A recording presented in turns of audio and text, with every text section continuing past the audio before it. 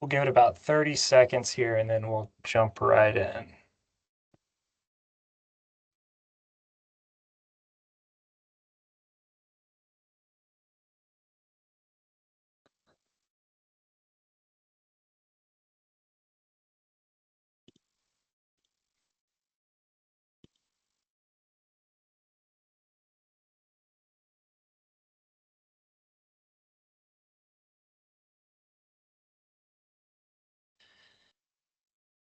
All right. Thanks for jumping on, everyone. My name is Duncan Bryan. I own food, bev, ag verticals here at Gnosis. One quick promise before we start here. We're going to try and keep this tight and useful. We've only got 30 minutes, so no 40 slide overview. We'll spend a few minutes on what we're actually hearing from export teams today, and then Jake's going to dive into the demo, and we'll leave some questions there at the end. Feel free to drop any questions in the chat at any time, and we'll get to those in that last couple minutes. Jake, do you want to give a quick intro and pull Sure. up the slides? Yeah, thanks, sir. I'll try to get this shared. All right. Duncan, let me know if you can see that. We're good. All right, great. Yeah, appreciate the intro there, Duncan. Guys, if I haven't met you before, my name is Jake Hoffman. I'm the CTO here at Gnosis. Been at the company pretty much since the beginning, and have helped build a lot of our export system and can answer a lot of questions today and kind of walk you guys through some pretty specific and interesting use cases that we've seen recently with people. I'll share this screen here, but I think Duncan, probably you had a couple things you wanted to say and talk through first before I dive into the system and the demo and that kind of stuff, right? Perfect. So next slide. Yep, today's session, just hitting on again, quick intro, check mark, what we're hearing from exporters. We'll spend a couple minutes on that. Then majority of this will be the live demo, and then we'll open the floor for questions. So Jake, if you want to go to the next slide.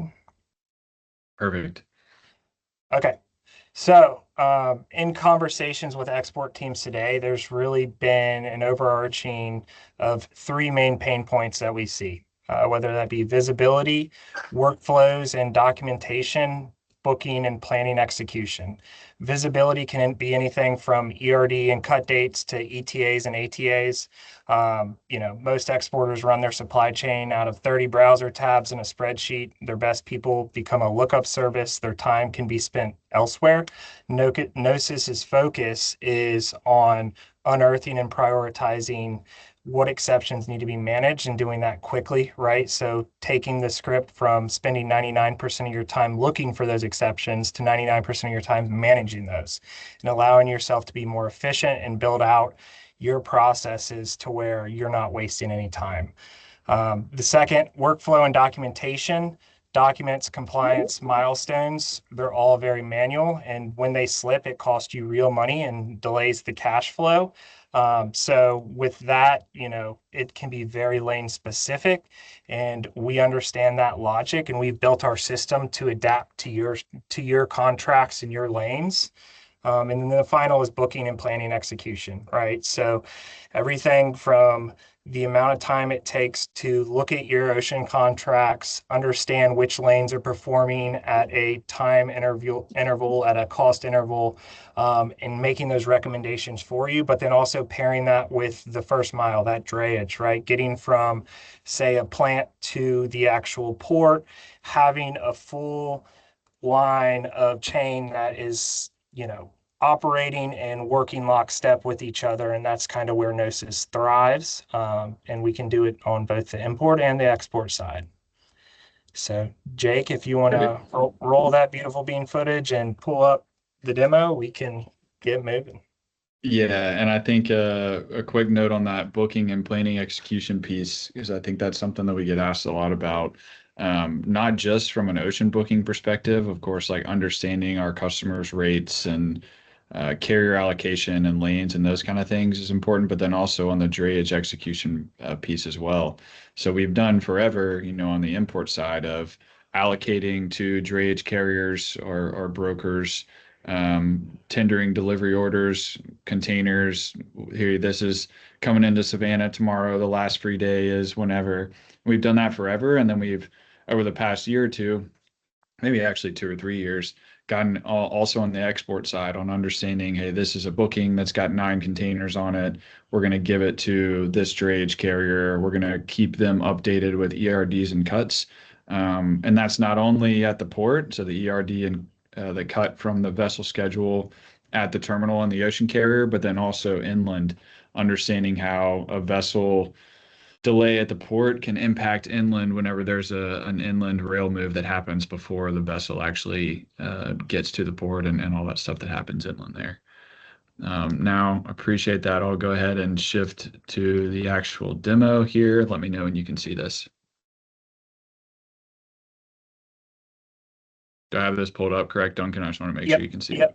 Okay, cool. All right. So people that are familiar with Gnosis, they probably recognize the left menu over here. They recognize the Gnosis logo and things, but this is an export specific workflow, something that we've worked and prototyped and worked through with a couple of our larger export customers. And we've taken some of that and generalized it into a workflow that kind of hits a lot of the pain points that Duncan alluded to. And I'll kind of just, we have this kind of walkthrough set up here that we can start talking through of how this could work in practice. Obviously, something that is important anytime, like Duncan said, that you're trying to manage a supply chain and containers, you want to spend your time managing the exceptions, not looking for the exceptions and handling the day-to-day normal things that happen. And so we have this built here where we surface these exceptions to the customer kind of before it happens. So we have here, click through to the shipment page. We have all these bookings here. You can see the booking numbers as these different things happen. Talking through the shipper, the consignee, the lanes, and all these things just kind of as happening in real time. Going through to a specific booking, we have, you can see here the milestones as they happen. A booking confirmed, empty containers dispatched, cargo ready, the gate in full, as it goes through this full life cycle here. Duncan, do you have anything you want to add on this specific booking and things that we've seen with some of our customers? No, I think, our flexibility comes in with the lane specific logic too, right? We're not handing you something out of the box. We have our 2 engineers working with you day in and day out to understand how your processes work and to build the logic based on lane, right? Because not every document required from, going from Long Beach to Thailand or Long Beach to China is going to be the same. There's going to be a lot of different things. And so understanding what it needs to actually get the container moving and for your company to ultimately recognize revenue is going to be huge in this piece. And we're going to give you visibility into all that. That's a good point. I think, this specific lane of what it is here, Savannah to Rotterdam, we're showing you the details of that. But then in a second, I'll get to the actual lane playbook where we have the specific, like, if it's going from Savannah to this region, for example, you have to have this exact document according to foreign customs and all these kind of things. So let's just keep clicking through the demo and I think we'll get there. So talking through each of the milestones as they happen. But for this in particular, if we wanted to go to a customer view, so we were previously on the exporter view on the operator side of like, hey, this is the stuff you're doing. You can also give visibility to your customer to the end consignee in real time as these things are happening. But as you could see on the exporter side, we may have 12 to 15 bookings that are kind of going through their different execution phase. But the customer, maybe they're only the actual consignee on those two, and they can see things kind of as they're happening. Also important to note here, obviously we can show all this data to show the customers like down to the detail of like containers are being delivered to the terminal, it's being loaded at the facility, but we don't have to. The configurability and the customization of like what the customer actually sees is something that I think anybody that's worked with Gnosis before understands is extremely customizable and can be set up according to what they want to see.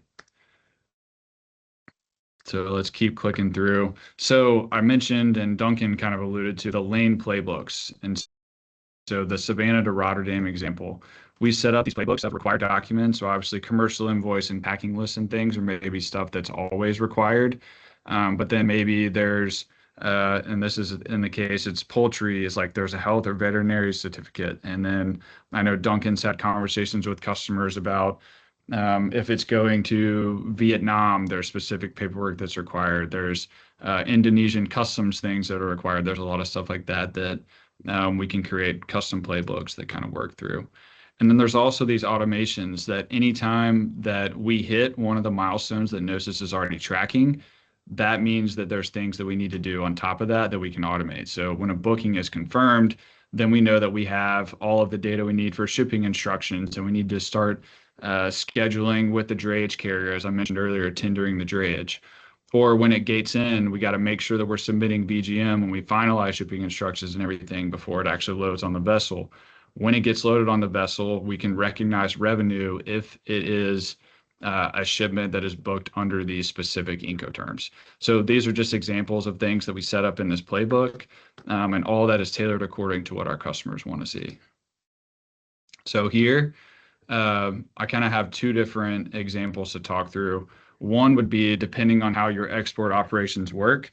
If you're receiving raw documents from your customer and you need to extract data from the raw documents, then we have the capability to parse it using all of our AI tools to understand the shipper, the consignee, the Incoterms, and all these kind of things to put it into the system. And then you can actually see here is where we can actually attach this commercial invoice to the booking. But if it works in a separate way where you're the person that's actually supposed to be submitting or creating the documentation, which is a lot of our customers on the export side, then maybe we have from data that we've gotten from you, from the carrier, we're integrated with the carriers and we're making the actual bookings. And so we're understanding the vessel, the voyage it's going to be on, the routing and all that kind of stuff. We can actually, on behalf of you, generate shipping instructions, commercial invoices, any other required documents that we talked through on the different lane playbooks. We can do all those things on your behalf. And so it's an either or. We kind of set up these two different examples to show you that we can kind of work with your workflow and how things work for you. So then we get to the actual booking and planning piece. We have a purchase order out of your system. We have the lane set up. We know we need 4 40-foot high cubes. We have cargo ready estimates coming from you, coming from the actual facility. And then we're going to look at live vessel schedules and your lanes and your carrier allocations and line that up with the data that we have from you to recommend a booking. And in this case, we even put a note here. It's like we do the recommending. There is a future state where if a customer wants that we could get to where we're automatically booking with the specific carrier, dependent on logic that our customer decides, of course. But in this instance, we're doing the recommendation and then it goes through to actually execute the booking. So we choose this and we go through to confirm it. And this is where we have the booking integrations with the ocean carriers. We send them a request. Most of the time that's via EDI 300. It can be an API for a lot of the ocean carriers that have modernized to match some of the DCSA API booking formats and those kind of things. So we can actually make the booking electronically on your behalf with the ocean carrier, and then we get the confirmation back that leads to that booking number being created. In the lane playbooks that I shared previously, we talked through some of the automations that happen whenever the user comes in here and hits that they want to submit the booking, then we send it there. Then when it's confirmed, that means that we can allocate the drayage. So we want to let our drayage carrier know as much in advance, like, hey, we have 9 containers that are going to be on this vessel. So we want to give them that information. Since we'd have all information for shipping instructions, we can automate the generation of those documents. And then it could be, and this is totally up to our customer, the exporter, if they want to let their end customer, the consignee, know that, hey, this has been booked. This is the most recent ETA that you could see there. So at the very beginning of the demo, there were more exceptions on this homepage, and I kind of just walked through a lot of the steps of what could happen to take something from, hey, this is urgent, there's a cutoff approaching and it hasn't fully been booked, to how you work through that workflow and you eliminate these exceptions, and then you could go on and move to the next one. One thing also, I kind of have alluded to it a couple of times, and it's a part of the automation workflow and the lane playbooks that we have. Recognizing revenue. I think Duncan alluded to it on his first slide, talking about how we have customers that are currently manually recognizing revenue, issuing invoices to their customers and such, using manual dates. Obviously, Gnosis Forever has been really, really good and the best in the game at understanding when containers get loaded on vessel, when vessels depart. We match the actual milestones of the containers on a booking with Incoterms, with everything that's happening on the financial side to give our customers the best information on when they can recognize revenue. So dependent on Incoterms, so CIF being a lot of the terms under which exporters ship out of the U.S. that we've worked with.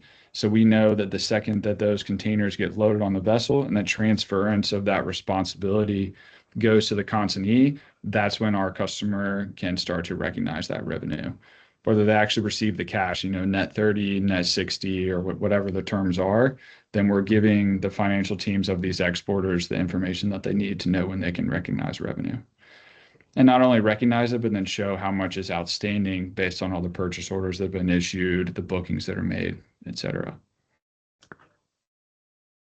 So I know that was a lot. Went through a full kind of life cycle of a shipment there, talked about exception management, actual execution of bookings, using document parsing, document creation, and the lane playbooks and everything else. Duncan, I don't know if you had anything you wanted to add there before we move to Q&A. No, I think you nailed it. I think just from a 30,000-foot level view, it's important to understand like what you saw here is only one piece of the pie, right? And so pairing it with other things like our drayage management suite, obviously our underlying data foundation, that's low latency, accurate, complete, is really how you eliminate the financial risk and time risk involved in your export shipments. Everything has to run in parallel and everything has to run and run perfectly together, and it probably never does.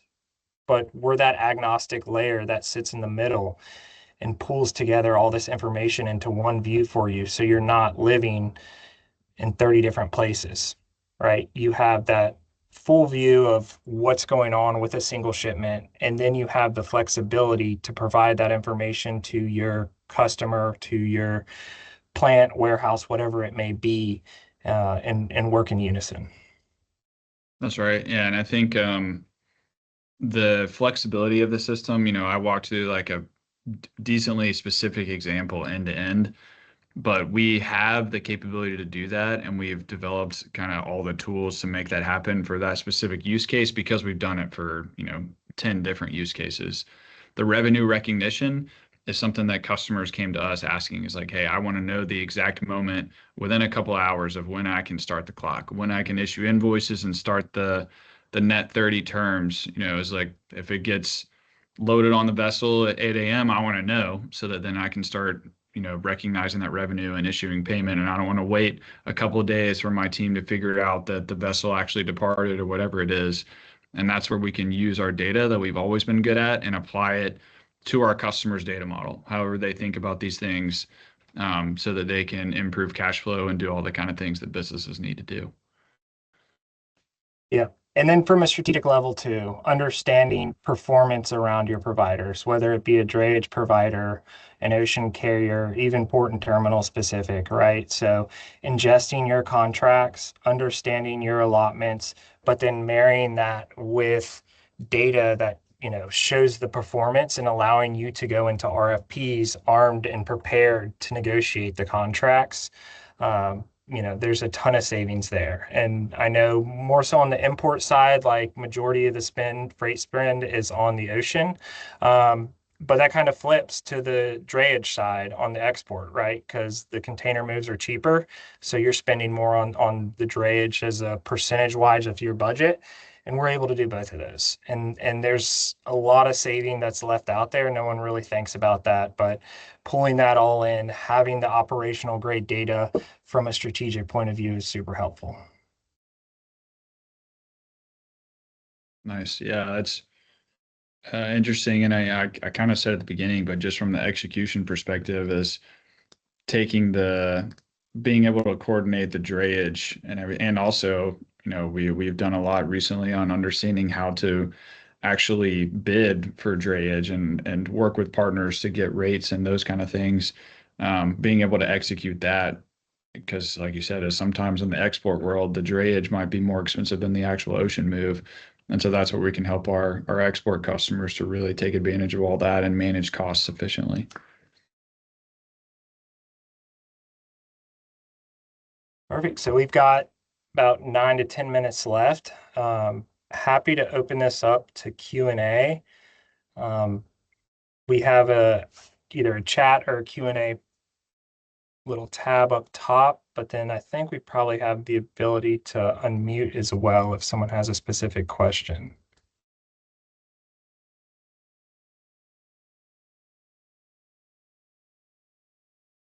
I just got a little thing that the Q&A was enabled, so we'll see if any questions come in. Okay, so Taj there has one.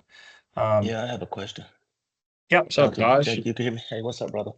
Yeah. Question on the shipment piece. You showed that in that example, that summary had 3 containers up under that same booking. When there's multiple equipment under a booking, do you show at a container level each of the stage gates that's taking place?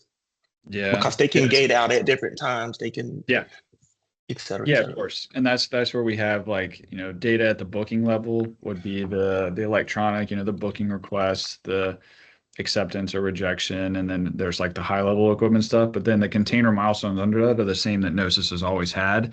And that's so for, say confirming that we're actually going to make all the containers are going to make the vessel, we're going to make sure that all the containers under that booking hit the end gate within the receiving window, right? Okay. We still have all the same container milestones that Gnosis has always had, and we just aggregate them under that booking there. And then last question, on the booking side of things, when it's time to issue that booking to the carrier, are you able to send one booking request to multiple carriers at once? So like, can I book with CMA and HAPAG in one go? Yeah, I guess that's possible. You're right. It's like you mean for the same information and just you make multiple booking requests and kind of see what happens on the backside. Yeah, but the reason Yeah. why I asked that is because in a tight market, right? I may book with CMA as my priority 1 carrier. I may book with HAPAG as my priority 2 carrier. But the Sure. time I get a response back from CMA that says, hey, the next available selling is this far out, which is a desire, or I don't have equipment available, etc., I could have already lost a day, maybe 2 days. That's right. To go with my priority 2 carrier. So I could have already sent them that request and got something confirmed back and had that teed up. Is why I asked. Sure. Yeah. And I didn't, the demo, I wanted to get as much detail in a short amount of time. Some of the other stuff that that we can talk about later, Taj, is like having the vessel schedules and everything in there. That example I walked through was where Gnosis just kind of recommended is like, hey, this is your cargo ready date. Here's the sailing that's approaching. This is what we recommend. But having the actual vessel schedules of like, say, you type in the example, what was this example? Savannah to Rotterdam. Then we pull up, here's what CMA has, here's what HAPAG has, here's what Maersk has, and you can kind of select from all the different sailings. And then to your point, I mean, maybe I guess I don't think we've done it before, but it is absolutely possible to make multiple booking requests for the same booking and then see kind of how they respond to that. Okay. Yeah, what our existing customer base does there is actually build logic to auto accept essentially, or if the ocean carrier accepts the booking, it knows where to go next, or if it declines the booking, it knows where to go next. And so it just kind of goes down the line, right? And you're notified throughout that whole process. So it's a click of a button. Hey, MSC rejected the booking. Here's the availability for Hapag-Lloyd, and down the line, so forth. Stacy, I see you have your hand raised. No, we're trying to get through Taj's question, but definitely unmute and ask whenever you need to. Yeah, I just had a question about the invoice Yeah. issuing on the customer behalf. Can that be issued automatically from our ERP system? Or how does that work? Yeah, absolutely. I mean, I think we'd want to make sure that we don't interrupt any existing workflows that you guys have with your system. Is like, as in we can of course accommodate whatever is like, and I know Stacy, in your particular use case, I know what ERP system you guys are using and how we integrate back and forth. As long as like for us to issue the invoice to your customer or do any of those kind of things, exactly when vessel sales, or if that's the Incoterms and those kind of things, we can absolutely accommodate that. If there's something that we need to, if there's specific workflows that like you need to do something within SAP or ERP system to do something, that's where we just want to make sure the engineers will work with you to understand that. We can kind of do anything, but we don't want to interrupt any of the things that need to happen within your ERP system to do that, if that makes sense. Yep, makes sense. Thank you. Hmm?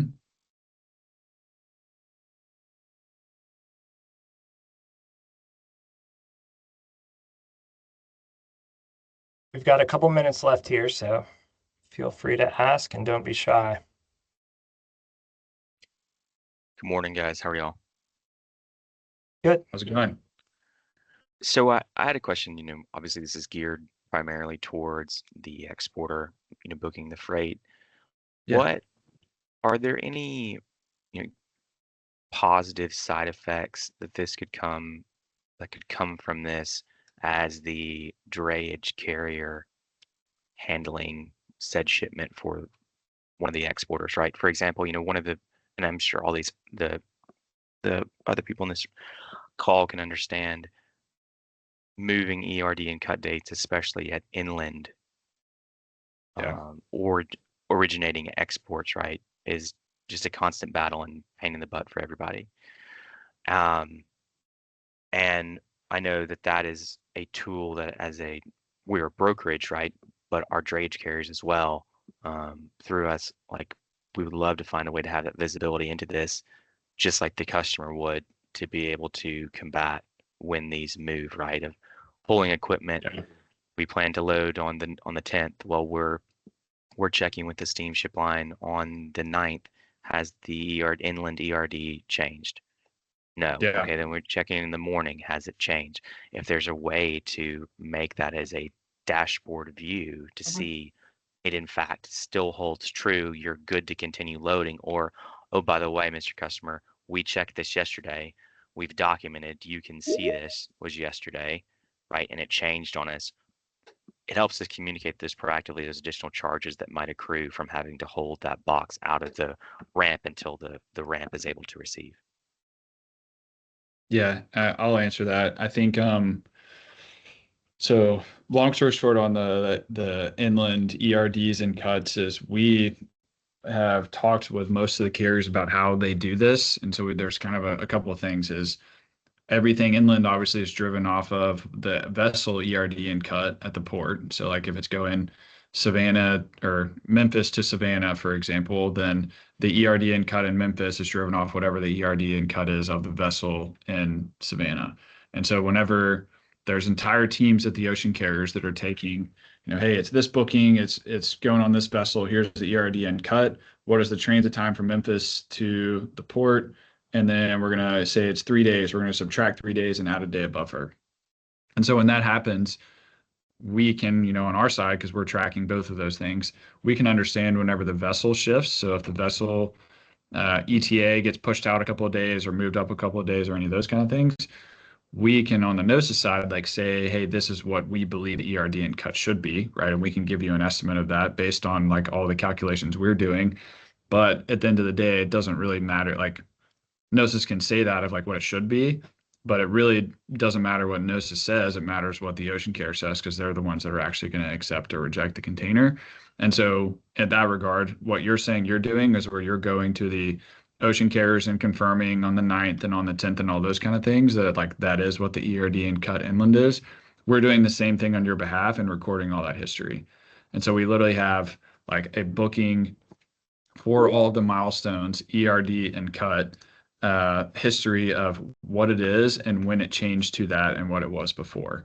And so to your point is like, it's an auditable history that if something changes that really messes up operations, you can point to it and be like, well, we did this yesterday and you guys said that the ERD and cut was this, and that's why we acted that way. So there is a full transparency because we're recording everything that we get from them in real time. That gives a full auditable trail for you to use whenever you're going to argue or talk about what happened in the past.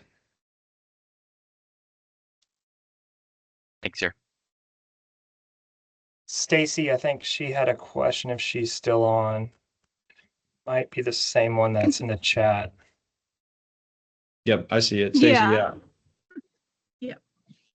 Okay, yeah. So vessel allocation. So Stacy's question is, how are vessel allocations per carrier or per destination lane known by Gnosis during booking requests? Is that info available from the carrier, or does the exporter provide that to Gnosis for programming? I think we do both kind of, is where we can take information from the carrier as far as like, you know, they tell you, because a lot of them we've seen, like they have these spreadsheets or anything where they'll tell you is like, hey, you've booked 20 of your 40 on this lane for the month or whatever. And we can take that information from them. Of course, it's like, this is where you are in your allocations. But we also like to understand on your behalf, you know, according to your contract and the things that you've negotiated with the carrier and what you have with them, that if you have those 40, then we'll use our data of the bookings that are made on those lanes, how many have been accepted versus rejected, and those kind of things to give you full visibility into actually what's happening and where you are in your allocations according to our data. I've talked to a couple of people where it's like the ocean carrier may say, hey, you didn't reach your allocation, but then when you go and look at the actual booking requests and things, that the ocean carrier rejected 10 different bookings that were tried to make on that allocation in that lane. And so if you have the data to support that, it's a totally different conversation than if you didn't. Okay, thank you. Mhm. Right, I think we are 2 minutes over. If there are any last questions, happy to take a stab at one, but if not, just want to thank everyone for jumping on, and you know, don't ever hesitate to reach out to myself, Jake, or anyone on the Gnosis team.